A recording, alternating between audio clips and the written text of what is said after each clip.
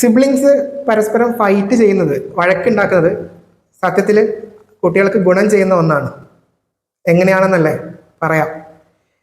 എങ്ങനെയാണ് ഈ ഫൈറ്റ് ഉണ്ടാവുന്നത്? രണ്ട് കുട്ടികൾ തമ്മിലുള്ള ഒരു അഭിപ്രായ വ്യത്യാസം ഉണ്ടാവും. ആ അഭിപ്രായ വ്യത്യാസം ഒരു ഇമോഷണൽ അപ്സെറ്റിലോട്ട് നയിക്കും. പക്ഷെ കുട്ടികൾ മുതിർന്നവരെ പോലെയല്ല, ഇമോഷൻസിനെ പ്രോപ്പറായി ഹാൻഡിൽ ചെയ്യാനും കൺട്രോൾ ചെയ്യാനും അറിയാത്തവരായതുകൊണ്ട് തന്നെ ആ ഇമോഷണൽ അപ്സെറ്റ് പലപ്പോഴും ഒരു പുവർ കൺട്രോൾ ഓഫ് ഇമോഷൻ കാരണം നേരെ അഗ്രഷനിലോട്ട് പോകും. അങ്ങനെയാണ് അടി ഉണ്ടാവുന്നത്, അല്ലേ? പക്ഷെ നിങ്ങൾ ഓർത്തു നോക്കൂ, ഞാൻ ഈ പറഞ്ഞ ഇതേ ചെയിൻ ഓഫ് ഈവൻസ് തന്നെയല്ലേ രണ്ട് മുതിർന്നവർ തമ്മിൽ പരസ്പരം വഴക്കുണ്ടാവുമ്പോഴും സംഭവിക്കുന്നത്? അതെ, ആണ്.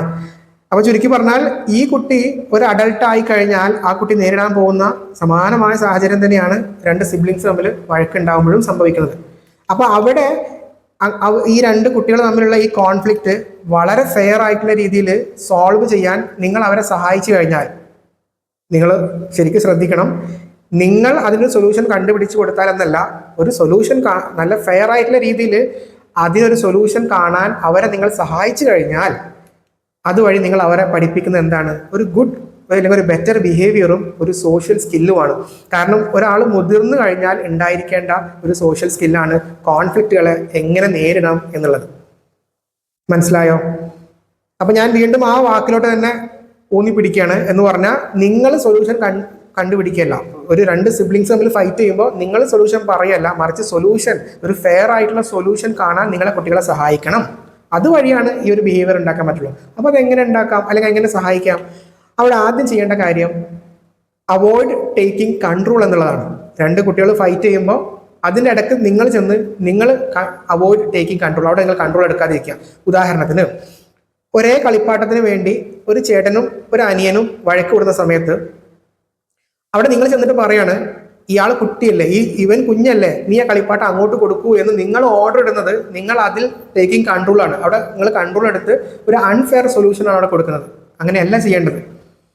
ശരിക്കും സിബ്ലിങ്സ് തമ്മിലുള്ള ഫൈറ്റിനെ എങ്ങനെ നേരിടാം എന്നുള്ളത് വളരെ വിശദമായി പറയേണ്ട വിഷയമാണ്. പക്ഷെ ചുരുക്കി ആണ് ഞാൻ ഇവിടെ പറയുന്നത്. അപ്പൊ ഇവിടെ നിങ്ങൾ അങ്ങനെ ചെയ്തു കഴിഞ്ഞാൽ അതൊരു കൺട്രോൾ എടുക്കുന്ന പോലെയാണെന്നും അതൊരു ഫെയർ ആയിട്ടുള്ള സൊല്യൂഷൻ അല്ല. മറിച്ച് ഏറ്റവും ബേസിക് ആയിട്ട് ഇത്തരത്തിലുള്ള സാഹചര്യങ്ങളിൽ നിങ്ങൾ അവർക്ക് ചെയ്തു കൊടുക്കേണ്ടത് അവരെ 3 ബേസിക് ബിഹേവിയർ പഠിപ്പിക്കലാണ്. 1 ഷെയറിങ്, 2 ടേൺ ടേക്കിങ്, 3 കോപ്പറേഷൻ. എന്ന് പറഞ്ഞാൽ ഷെയർ ചെയ്ത് കളിക്കാൻ പഠിപ്പിക്കുക.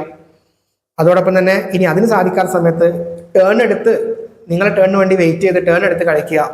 അതോടൊപ്പം തന്നെ പരസ്പരം സഹകരിച്ച് കളിക്കാൻ പഠിപ്പിക്കുക. ഇതൊരു കളിപ്പാട്ടത്തിന്റെ കോണ്ടസ്റ്റിലാണ് ഈ 3 ബിഹേവിയേഴ്സ് ഞാൻ ഉദാഹരണമായി പറഞ്ഞത്. പക്ഷേ കുഞ്ഞുങ്ങൾ തമ്മിലുള്ള പല ഫൈറ്റ്സും ഈ ബേസിക് 3 ബിഹേവിയേഴ്സ് നിങ്ങൾ അവരെ പഠിപ്പിച്ചു കഴിഞ്ഞാൽ ഒഴിവാക്കാൻ പറ്റും. അപ്പൊ ഇങ്ങനെയുള്ള ബേസിക് ബിഹേവിയർ അവരെ പഠിപ്പിച്ച് അവരുടെ പ്രോബ്ലത്തിന് അവരെ കൊണ്ട് തന്നെ ഒരു സൊല്യൂഷൻ എടുക്കാൻ നിങ്ങൾ മുൻകൈ അടുപ്പിച്ചു കഴിഞ്ഞാൽ അതുവഴി നിങ്ങൾ അവർക്ക് കൊടുക്കുന്ന ഒരു ബെറ്റർ ഒരു ബിഹേവിയറും ഒരു സോഷ്യൽ സ്കില്ലുമാണ്. അത് അവരൊരു മുതിർന്ന അഡൽട്ട് ആവുന്ന സമയത്ത് അവർക്ക് തീർച്ചയായും ഉണ്ടായിരിക്കേണ്ട ഒന്നാണ് നെഗോസിയേഷൻ, പ്രോബ്ലം സോൾവിങ്. അതോടൊപ്പം തൻ്റെ ഓപ്പോസിറ്റുള്ള ആളുകളുടെ ഫീലിംഗ് മനസ്സിലാക്കുക, അവരുടെ ബിലോങ്ങിങ്സിന്, അവരുടെ റൈറ്റ്സിനൊക്കെ റെസ്പെക്ട് ചെയ്യുക. അതുപോലെ മറ്റുള്ളവരുടെ ആളുകളുടെ പേഴ്സ്പെക്റ്റീവിൽ നിന്നും പ്രശ്നത്തെ കാണാൻ പഠിപ്പിക്കുക. ഇതൊക്കെ ഒരു അഡൽട്ടിന് ഉണ്ടായിരിക്കേണ്ട ബിഹേവിയർ ആണ്. അതിന് ട്രെയിൻ ചെയ്യാൻ പറ്റിയ ഒരു അവസരമാണ് സിബ്ലിങ്സ് ഫൈറ്റ്. അങ്ങനെയാണ് സിബ്ലിങ്സ് ഫൈറ്റ് കുട്ടികൾക്ക് ഗുണം ചെയ്തത്.